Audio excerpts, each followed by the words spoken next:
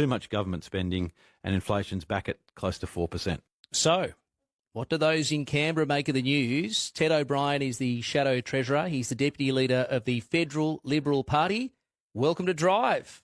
Thanks very much, Ollie. The Reserve Bank followed market expectations today, lifting interest rates by 0.25% to 3.85%. What's your message to voters? Well, this is a really bad day for Australian households, and I think the mums and dads of Australia who've been dropping their kids at school, thinking about the year ahead, this only confirms that this year is going to be even harder than last year, because Labor's cost of living crisis is only getting worse. That's sadly, Ollie, my message. Is this the only fault, though, of the federal government and Treasurer Jim Chalmers? It is certainly the primary fault, and that is why you've had economists lining up over the last little while, right throughout the media, calling the government out, saying that it is spending so much money that it is causing problems, and interest rates are going to have to rise. And so it is primarily a direct consequence of the federal government going on a spending spree, unfortunately. So they need to tighten their belts? Do you think the federal government is listening to the Reserve Bank Governor? No, I don't think the federal government's listening at all, candidly. I think the Federal Treasurer, Jim Chalmers, is in denial. There's a reason why I call inflation now Jimflation after Jim Chalmers. It is a direct consequence of his overspending. And I just, Ollie, as you and your listeners would know, Australians are doing it so tough right now. And because the government just can't make the hard decisions about the nation's finances, it is, in effect, leaving it to Australian families to make the hard decisions on their own family budget. Are there any hard decisions that you could identify, Ted O'Brien, that Jim Chalmers should be making to tighten that belt? Well, first and foremost, he needs to find offsets when he wants to keep spending. So we have here in the Albanese government the biggest spending government in 40 years outside of a pandemic. It is out of control. So this year alone, they are spending an extra $50 billion compared to the coalition. $50 billion. Now, none of that, by the way, I'm not talking about spending that goes on, health, education, NDIS, social services. We don't criticise the government for those sorts of things. I'm talking about discretionary spending decisions made by Anthony Albanese and his ministers sitting around the table, spending this money and not finding room for it in their own budget. If you think of the family budget, if a family wants to have a child do sport or music and they're short of money, well, they find savings elsewhere. They might, pull back on takeouts. They might decide, that family holiday we're just going to have to do either cancel it or have a few fewer days. So families make hard trade-off decisions because they need to live within their means. That same simple discipline is lacking with the federal government. So they keep spending money and they're not prepared to find any offsets. And as the RBA governor said today when they announced rates lift, the problem is the economy is already at its speed limit. And so when the government comes in and keeps spending so much money, it's basically pouring too much money into the economy. The economy can't provide all the goods and services that are required, so prices go up. Now, when that happens, interest rates go up. And that then forces the families of Australia to have to make all the hard decisions at home because the government is refusing to stop its spending spree. It won't make the hard decisions, and this is the problem.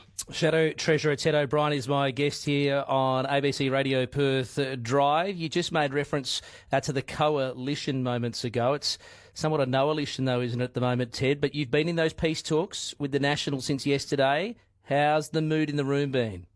No, and if I said that, you're right to call me out on it, Ollie, because it's certainly at the moment the coalition remains separated.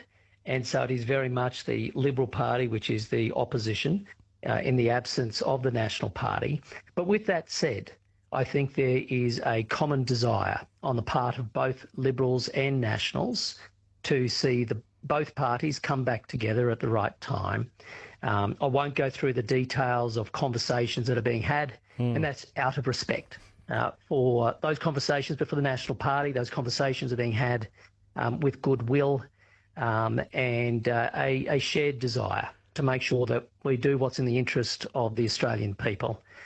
So conversations will continue. The non-negotiables have been reported as being that the three Nationals who resigned after breaching shadow cabinet solidarity be barred from rejoining the front bench for 6 months. Can you honestly afford, though, not to make up with them, Ted? Oh, Ollie, and please don't you take offence at this, but I won't be talking about negotiations or, what my view is on particular issues that might be discussed. This is too important, and I have too much respect for the National Party to be ventilating things publicly. These are for conversations that we have behind closed doors. We've already started those conversations. Go ahead with great goodwill, and I see them continuing. The coalition, though, One Nation is snapping at your heels and hollowing out your Conservative voter base. So you need each other, don't you? Well, more than anything, what we need to do is talk about the issues that we started the conversation with, Ollie, because I do understand people's interest in politics and, what parties are doing. But ultimately, the reason why you join politics is to make the lives of everyday Australians easier. And right now, Australians are amidst a cost of living crisis, and they know that 2026 prices are going to keep going up. Interest rates are going up, taxes going up, real wages down, living standards down. They're the day-to-day issues. That is entirely what our primary focus must be, and it is. This is why we have to hold the Albanese government to account, whether that be as a Liberal Party or whether that be as a coalition. All right, two more before I let you go, Ted. Former Liberal Senator Corey Bernardi's defected to One Nation today. Are you a little worried you might lose current Liberals to Pauline Hanson's party? No, I'm not. I mean, of course, Corey Bernardi is very welcome to be making his own decision, and it's not for me to be giving advice. He left the Liberal Party many years ago. Again, what's the best thing we can do? What we're great at as a Liberal Party is managing the economy. That's our strong suit, and that's what we have to stick with. And other parties will come forward, and good on them with their point of view, but it's only the Liberal Party that has been successful in managing the economy. And the reason that's important, Ollie, is not because the economy is the end game, but it's only a strong economy that allows vital public services to continue being delivered. And it's only a strong economy that allows modern infrastructure to be built.